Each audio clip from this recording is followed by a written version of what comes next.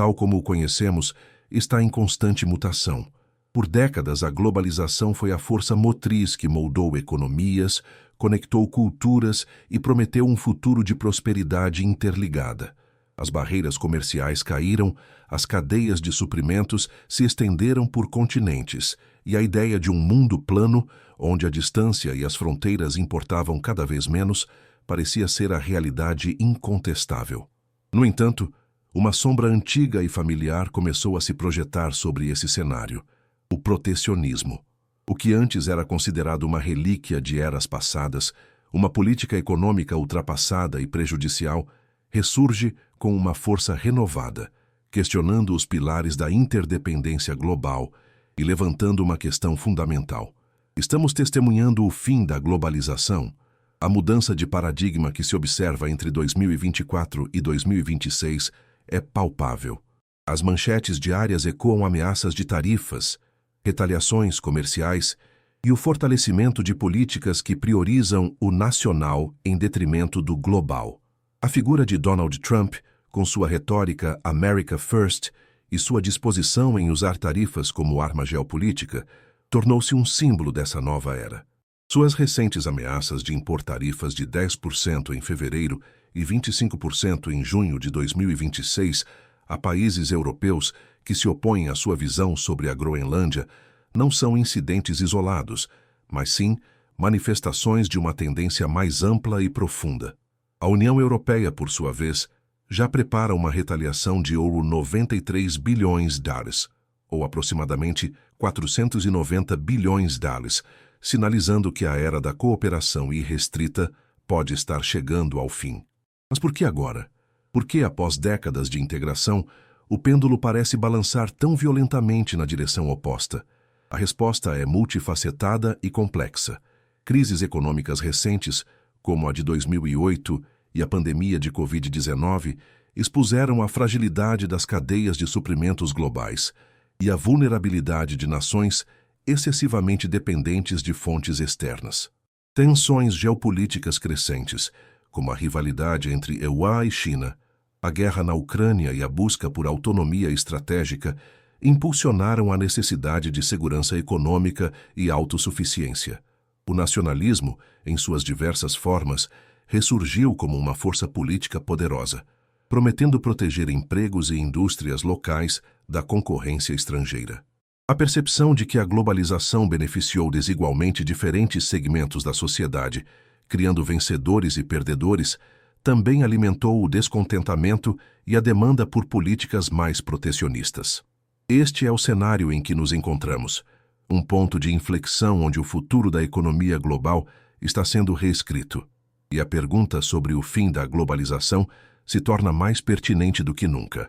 A história econômica da humanidade é um ciclo contínuo de abertura e fechamento, de globalização e protecionismo.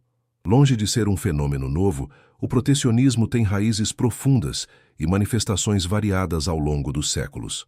Desde as políticas mercantilistas das potências europeias nos séculos XVII e XVIII, que buscavam acumular riqueza através de balanças comerciais favoráveis e restrições à importação, até os dias atuais, a ideia de proteger a economia doméstica da concorrência externa tem sido uma ferramenta recorrente na caixa de instrumentos dos governos.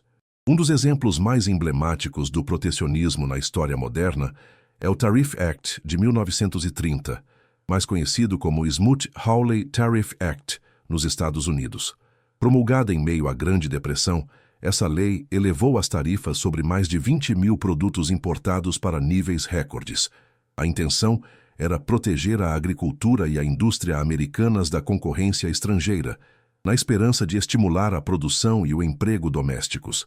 No entanto, o resultado foi catastrófico. Outros países retaliaram com suas próprias tarifas, desencadeando uma guerra comercial global que estrangulou o comércio internacional, aprofundou a depressão econômica e contribuiu para a instabilidade política que precedeu a Segunda Guerra Mundial. A lição aprendida com Smoot-Hawley foi clara: o protecionismo excessivo pode ser uma faca de dois gumes, prejudicando a todos no longo prazo. Após a devastação da Segunda Guerra Mundial, a comunidade internacional, liderada pelos Estados Unidos e seus aliados, buscou construir uma nova ordem econômica baseada na cooperação e no livre comércio. Os acordos de Bretton Woods, estabelecidos em 1944, criaram instituições como o Fundo Monetário Internacional, FMI, e o Banco Mundial, com o objetivo de estabilizar as moedas e financiar a reconstrução. O Acordo Geral sobre Tarifas e Comércio, GATT, precursor da Organização Mundial do Comércio, OMC, foi estabelecido em 1947 para reduzir barreiras comerciais e promover um sistema de comércio multilateral. Essa era pós-guerra, marcou o início de um período de crescimento econômico sem precedentes, impulsionado pela gradual liberalização do comércio e pela crescente interdependência. A ascensão da globalização, como a conhecemos hoje, ganhou força a partir dos anos 1990 e se estendeu até a década de 2010. A queda do Muro de Berlim, a abertura econômica da China, o avanço das tecnologias de informação e comunicação e a proliferação de acordos de livre comércio aceleraram a integração econômica global. Empresas multinacionais otimizaram suas cadeias de suprimentos, buscando eficiência e custos mais baixos em qualquer canto do planeta. O comércio global de bens e serviços explodiu, e a ideia de que a interdependência econômica tornaria os conflitos militares obsoletos ganhou força. A OMC, estabelecida em 1995, tornou-se o árbitro das regras do comércio global, e a globalização parecia ser um caminho sem volta. No entanto, os primeiros sinais de um possível retorno do protecionismo começaram a surgir na década de 2010. A crise financeira global de 2008-2009 expôs falhas no sistema financeiro globalizado e gerou um ceticismo crescente em relação aos benefícios irrestritos da globalização. Movimentos populistas ganharam força em várias partes do mundo, alimentados pela percepção de que a globalização havia beneficiado as elites em detrimento dos trabalhadores comuns. O Brexit, a decisão do Reino Unido de deixar a União Europeia em 2016, foi um marco significativo, representando um recuo da integração regional. A eleição de Donald Trump nos elegeu no mesmo ano, com sua plataforma America First e sua disposição em impor tarifas a parceiros comerciais, marcou uma ruptura ainda mais drástica com o consenso do livre comércio. A aceleração dessa tendência em 2024-2026 é inegável. A pandemia de Covid-19, com suas interrupções nas cadeias de suprimentos e a corrida por equipamentos médicos e vacinas, revelou a fragilidade da dependência externa em setores críticos. A guerra na Ucrânia, por sua vez, expôs a vulnerabilidade energética da Europa e a necessidade de segurança alimentar, impulsionando políticas de autossuficiência. A rivalidade tecnológica entre Eupates e China, especialmente em semicondutores e inteligência artificial, transformou o comércio e o investimento em ferramentas de competição geopolítica. O que antes eram sinais isolados, agora se consolidam em uma tendência global, onde o protecionismo não é mais uma exceção, mas uma regra em ascensão, reescrevendo as bases da economia mundial. Os sinais do retorno do protecionismo são hoje mais evidentes e agressivos do que em qualquer outro momento das últimas décadas. As políticas comerciais, que antes visavam a liberalização e a redução de barreiras, agora são frequentemente empregadas como ferramentas de pressão geopolítica e de proteção de interesses nacionais. Essa mudança de postura é liderada por grandes potências, mas ecoa em economias de todos os tamanhos, redefinindo as regras do jogo global. Um dos catalisadores mais proeminentes dessa nova onda protecionista é a administração de Donald Trump nos Estados Unidos. Sua abordagem America First transformou as tarifas de instrumentos de política comercial em armas de guerra econômica.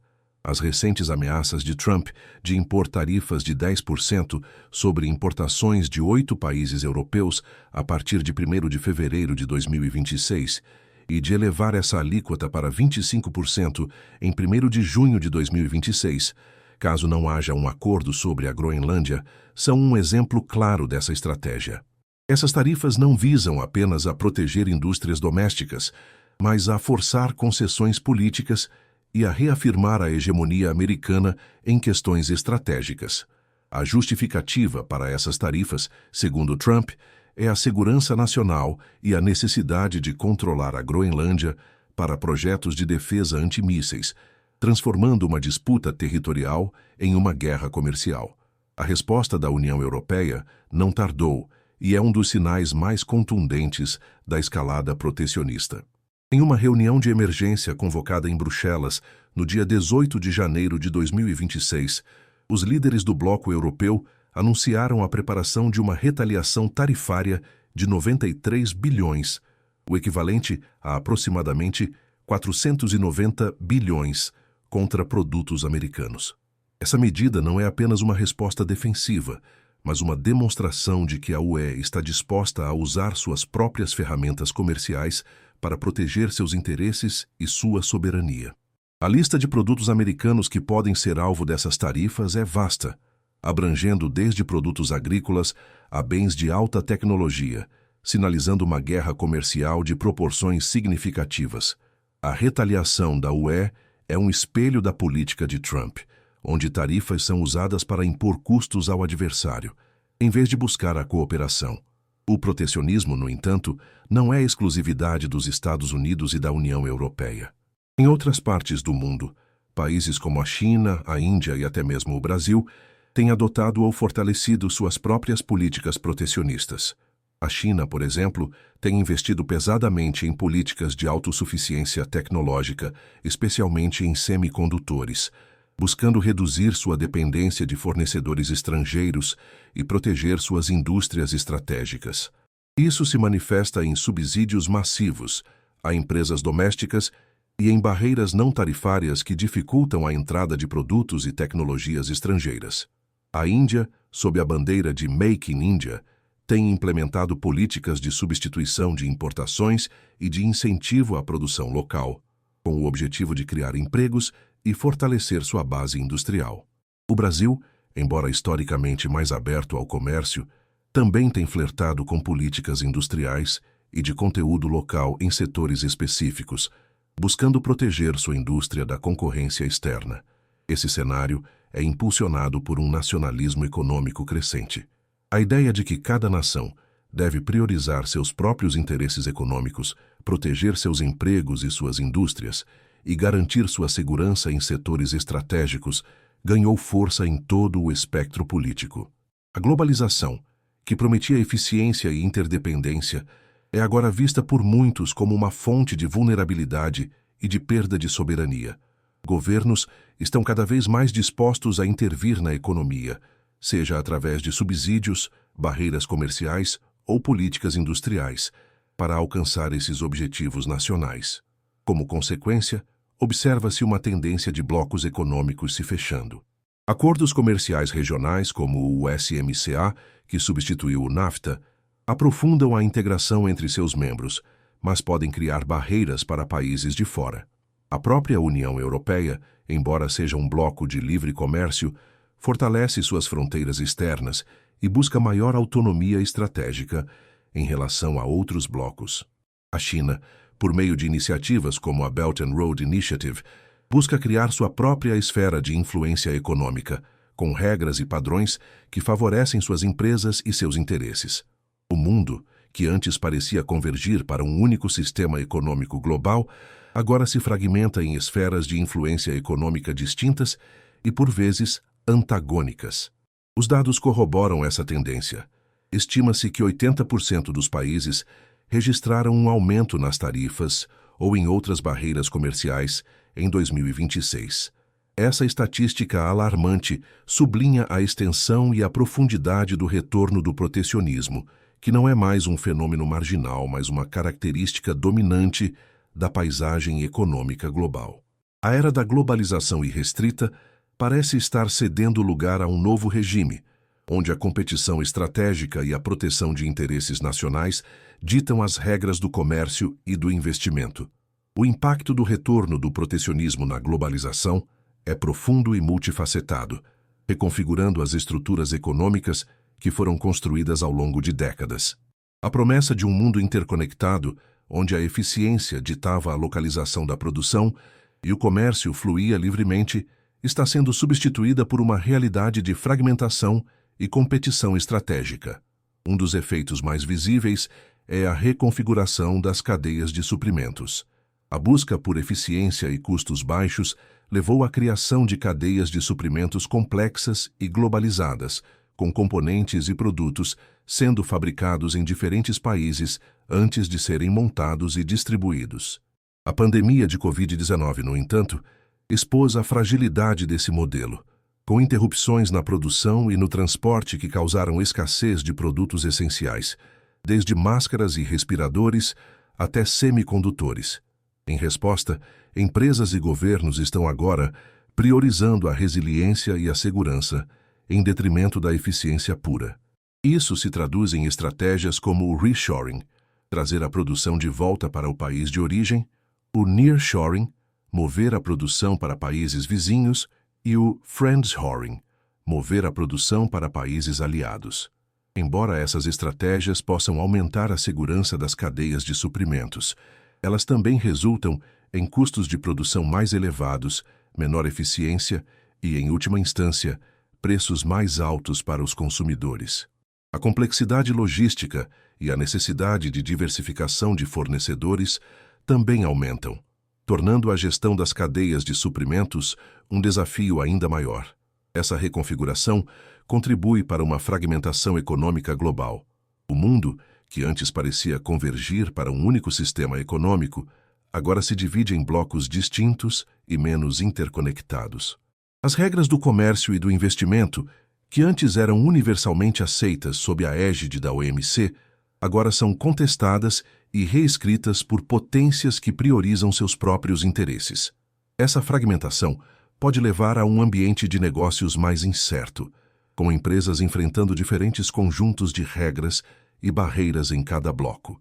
A ideia do mundo plano de Thomas Friedman, que descrevia um cenário onde a tecnologia e a globalização haviam nivelado o campo de jogo econômico, está sendo seriamente desafiada. O que se observa agora é um mundo acidentado, com montanhas de tarifas, vales de subsídios e fronteiras digitais que dificultam o fluxo livre de bens, serviços, capital e até mesmo informações. A geografia e a geopolítica, que Friedman argumentava estarem perdendo importância, ressurgem como fatores determinantes na economia global. Em vez de uma globalização universal, o que emerge é um regionalismo econômico fortalecido. Acordos comerciais se tornam mais focados em blocos regionais, como a Parceria Econômica Abrangente Regional, RCEP, na Ásia, ou o Acordo Abrangente e Progressivo para a Parceria Transpacífico, CPTPP. Esses acordos aprofundam a integração entre seus membros, mas podem criar barreiras para países de fora, consolidando a formação de blocos comerciais fechados. A União Europeia, por exemplo, busca fortalecer seu mercado interno e sua autonomia estratégica, enquanto os Estados Unidos buscam consolidar sua influência econômica nas Américas. Esses blocos econômicos rivais, liderados pelos EUA, pela UE e pela China, competem não apenas por mercados, mas também por padrões tecnológicos, influência geopolítica e controle sobre recursos estratégicos. A competição por semicondutores, inteligência artificial e tecnologias verdes é um exemplo claro dessa rivalidade, onde a segurança nacional e a liderança tecnológica se tornam inseparáveis. Cada bloco busca criar suas próprias cadeias de valor, seus próprios padrões regulatórios e suas próprias esferas de influência, resultando em um mundo onde a cooperação é seletiva e a competição é a norma. O impacto em países emergentes é particularmente preocupante. Essas economias, muitas vezes dependentes do comércio global e do investimento estrangeiro, são as mais vulneráveis às guerras comerciais e à fragmentação econômica. A redução do comércio global, o aumento das barreiras e a dificuldade em acessar mercados desenvolvidos podem frear seu crescimento, dificultar a diversificação econômica e aumentar a pobreza. Além disso, a competição por investimentos pode se tornar mais acirrada, com o capital fluindo preferencialmente para dentro dos grandes blocos econômicos. Os dados confirmam a desaceleração. O comércio global, que atingiu um recorde de os 35 trilhões de dólares em 2025, enfrenta uma desaceleração significativa. O crescimento esperado em 2026 está projetado entre 2,6% e 3,1%, um número que, embora positivo, é inferior às taxas de crescimento pré-pandemia e reflete a incerteza e as fricções comerciais. A era da globalização irrestrita, com seu crescimento exponencial do comércio, parece estar dando lugar a um período de crescimento mais lento e fragmentado, onde a eficiência é sacrificada em nome da segurança e da soberania. A ascensão do protecionismo e a fragmentação da economia global criam um cenário complexo de vencedores e perdedores, com impactos desiguais em diferentes setores e regiões geográficas. A promessa de que o livre comércio beneficiaria a todos, embora não sem desafios, está sendo substituída por uma realidade onde a intervenção estatal e a proteção de interesses nacionais redefinem quem prospera e quem enfrenta dificuldades. Entre os vencedores potenciais do protecionismo, destacam-se as indústrias nacionais em setores que recebem proteção tarifária ou subsídios. Por exemplo, se um país impõe tarifas sobre o aço importado, as siderúrgicas domésticas podem ver sua competitividade aumentar, resultando em maior produção e lucros. Da mesma forma, setores agrícolas protegidos por barreiras comerciais podem se beneficiar da redução da concorrência estrangeira. Os trabalhadores nessas indústrias também podem se beneficiar, com a criação de mais empregos e, potencialmente, salários mais altos, à medida que a demanda por mão de obra doméstica aumenta. Governos que implementam tarifas podem ver um aumento na receita tarifária no curto prazo, embora esse benefício seja frequentemente superado pelos custos econômicos mais amplos. Além disso, países que possuem recursos críticos ou localizações estratégicas podem ganhar poder de barganha em um mundo fragmentado, pois sua importância para a segurança e a resiliência das cadeias de suprimentos aumenta. No entanto, a lista de perdedores tende a ser mais extensa e diversificada. Os consumidores são frequentemente os primeiros a sentir o impacto negativo do protecionismo. Tarifas sobre produtos importados resultam em preços mais altos para bens e serviços, reduzindo o poder de compra e a variedade de escolhas disponíveis. Empresas que dependem de componentes importados para sua produção também enfrentam custos mais elevados, o que pode ser repassado aos consumidores ou reduzir suas margens de lucro. As empresas exportadoras são particularmente vulneráveis, pois enfrentam barreiras comerciais e retaliações em mercados estrangeiros, reduzindo seu acesso a clientes e sua capacidade de competir globalmente.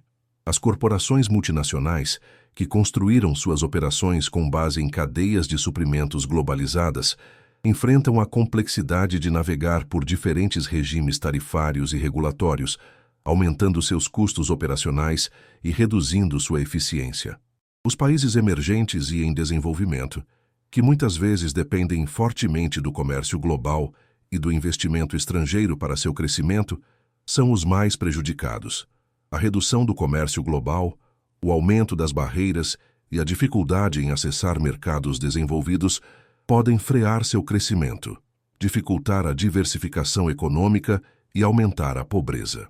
Além disso, a competição por investimentos pode se tornar mais acirrada, com o capital fluindo preferencialmente para dentro dos grandes blocos econômicos.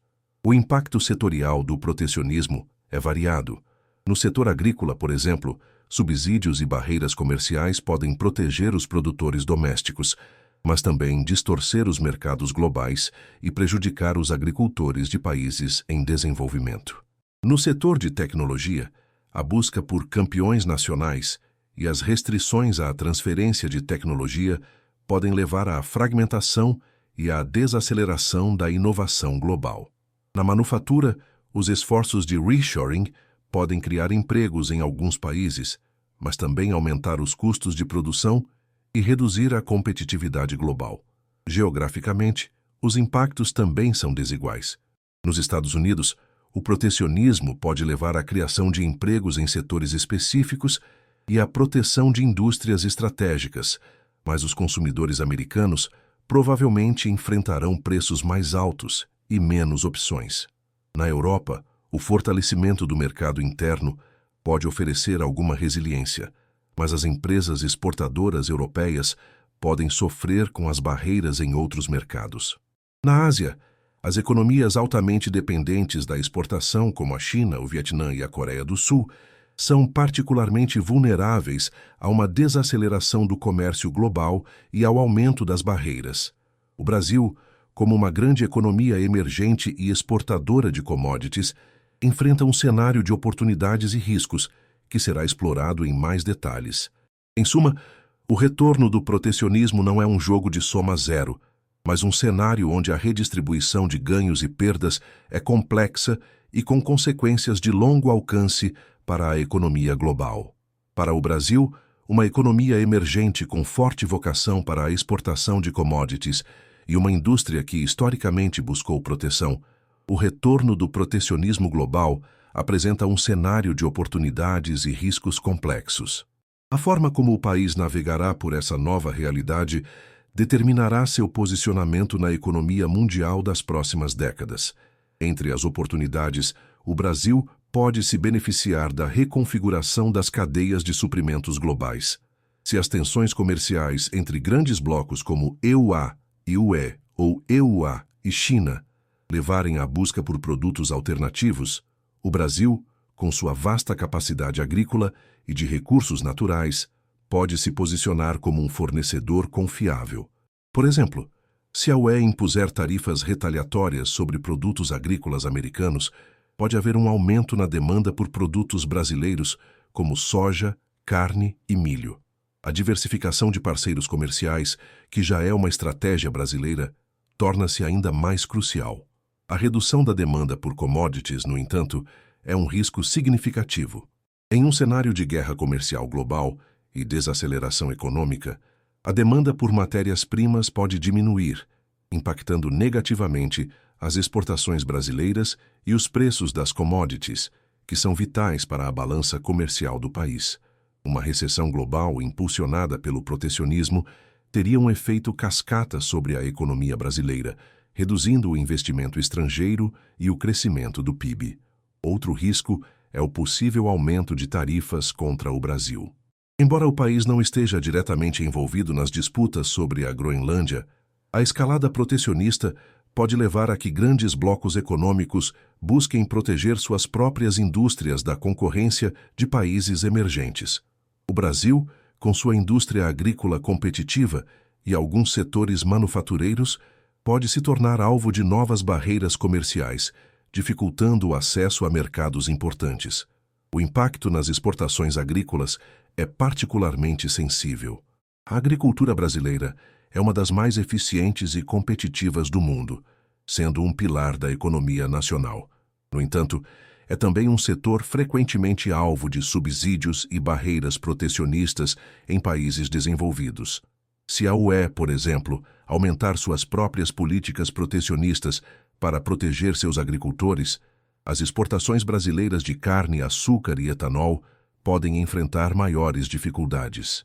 A recente assinatura do Acordo Mercosul-UE, que ainda aguarda ratificação, pode ser um fator mitigador, mas sua implementação pode ser dificultada por um ambiente global mais protecionista.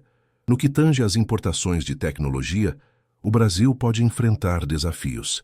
A fragmentação tecnológica, com blocos buscando autossuficiência em semicondutores e outras tecnologias críticas, pode dificultar o acesso a inovações e componentes essenciais. Isso pode aumentar os custos para a indústria brasileira e atrasar seu desenvolvimento tecnológico, tornando o país mais dependente de um número limitado de fornecedores. A política interna brasileira também será influenciada. O protecionismo global pode fortalecer o argumento de setores da indústria nacional que defendem maior proteção contra importações, buscando políticas de substituição de importações e incentivos à produção local. Embora isso possa gerar empregos em alguns setores, também pode resultar em produtos mais caros para os consumidores e em menor competitividade a longo prazo. A necessidade de atrair investimento estrangeiro direto, IED, também se torna mais complexa em um mundo fragmentado, onde o capital pode fluir preferencialmente para dentro dos grandes blocos econômicos. Em suma, o Brasil precisa de uma estratégia ágil e adaptável para navegar por essa nova era, buscando diversificar seus parceiros comerciais, fortalecer sua competitividade e defender seus interesses em um cenário global cada vez mais protecionista e fragmentado. O futuro da economia global diante do retorno do protecionismo é incerto e pode se desdobrar em diferentes cenários, cada um com suas próprias implicações econômicas e geopolíticas. A probabilidade de cada cenário é influenciada por uma série de fatores, incluindo a estabilidade geopolítica, os avanços tecnológicos e a liderança política global. Cenário 1. Protecionismo moderado. 30% de probabilidade. Neste cenário, o protecionismo continua a ser uma característica da economia global, mas de forma seletiva e controlada. Governos implementam tarifas e políticas industriais em setores estratégicos, como tecnologia e defesa, mas o comércio global não entra em colapso. Acordos comerciais regionais continuam a ser negociados e implementados, e as instituições multilaterais, como a OMC, embora enfraquecidas, ainda desempenham um papel na resolução de disputas. A busca por resiliência nas cadeias de suprimentos leva a um friendshoring e nearshoring gradual, mas não a uma desglobalização completa. Impactos econômicos. O crescimento global desacelera, mas não entra em recessão profunda. A inflação pode ser mais alta em setores específicos devido aos custos de reshoring e às tarifas. A inovação continua, mas pode ser mais fragmentada, com diferentes blocos desenvolvendo suas próprias tecnologias. O impacto no PIB global seria de uma desaceleração, mas sem contração significativa. Cronograma esperado. Ajustes graduais ao longo de 5 a 10 anos, com a economia global se adaptando a um novo normal de comércio mais regulado. Cenário 2. Fragmentação econômica. 50% de probabilidade. Este é o cenário mais provável, onde o mundo se divide em distintos e competidores blocos econômicos. As tensões comerciais e tecnológicas se intensificam, levando a um decoupling, desacoplamento, significativo entre os blocos, especialmente entre EUAA e China.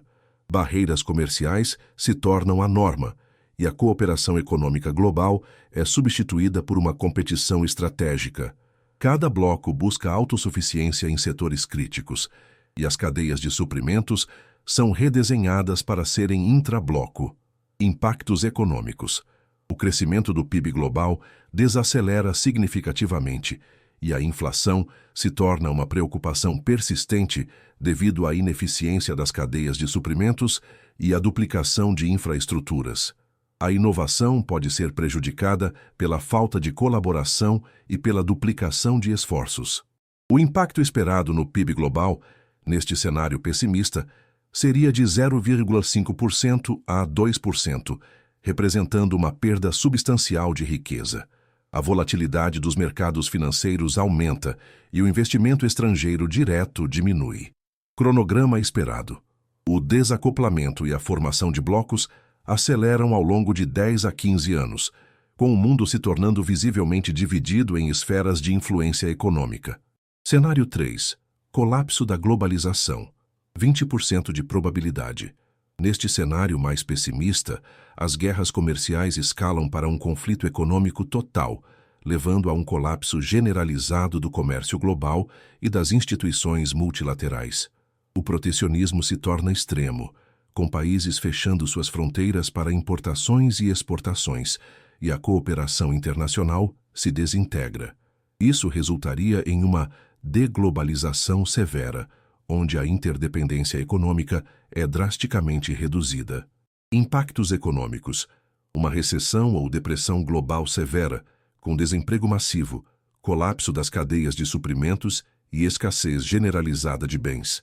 A pobreza aumentaria drasticamente, e a instabilidade econômica poderia levar a conflitos sociais e geopolíticos. O impacto no PIB global seria catastrófico, com quedas acentuadas e prolongadas.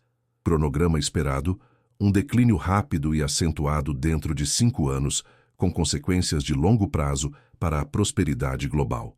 Os fatores que influenciam a probabilidade de cada cenário são diversos. A estabilidade geopolítica é crucial. Uma escalada de conflitos regionais ou entre grandes potências aumentaria a probabilidade dos cenários mais pessimistas.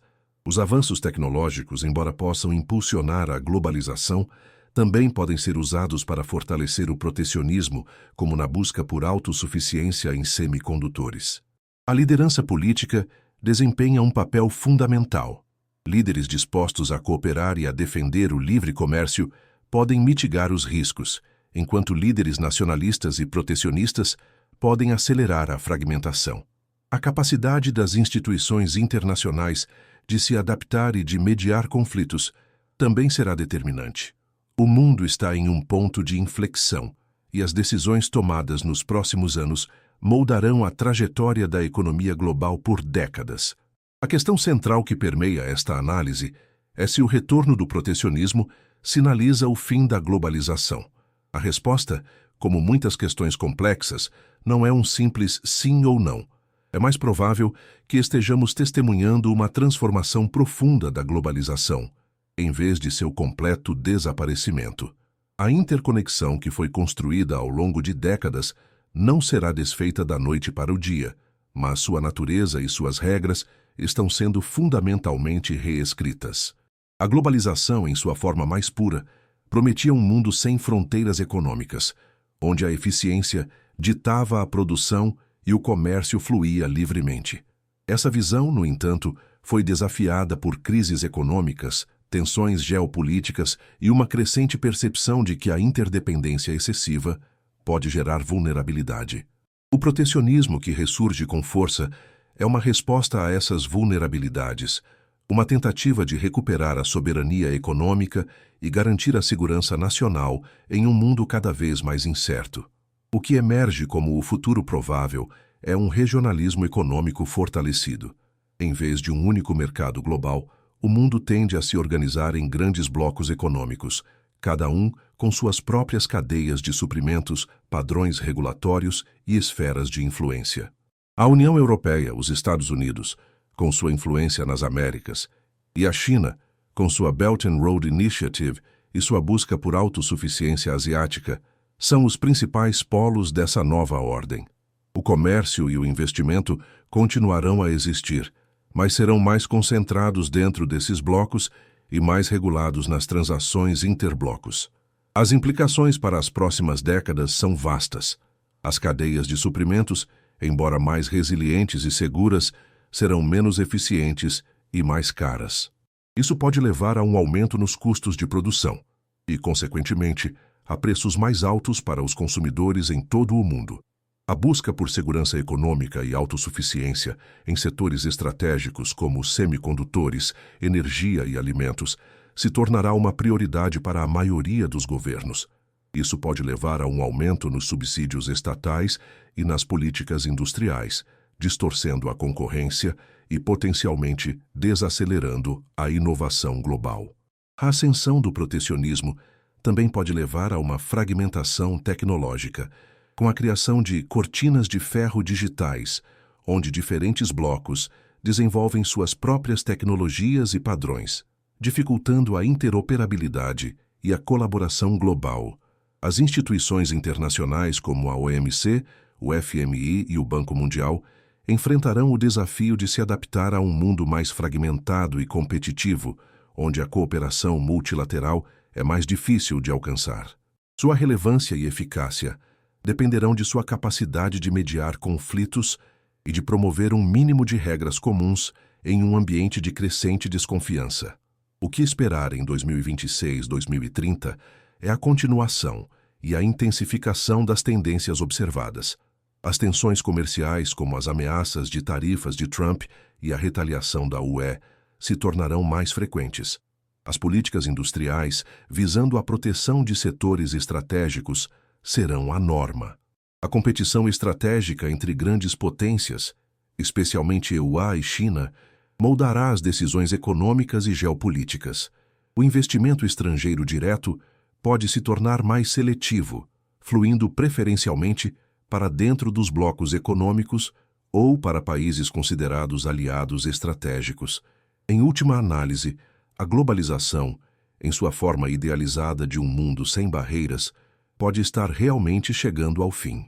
No entanto, o que a substituirá não será um isolacionismo completo, mas uma nova forma de interconexão, mais cautelosa, mais estratégica e mais regionalizada. O mundo não está se tornando menos interconectado, mas a natureza dessa conexão está mudando fundamentalmente, impulsionada por uma nova era de competição estratégica, nacionalismo econômico e a busca incessante por segurança e soberania. O futuro será de blocos, de competição e de uma constante redefinição das regras do jogo global.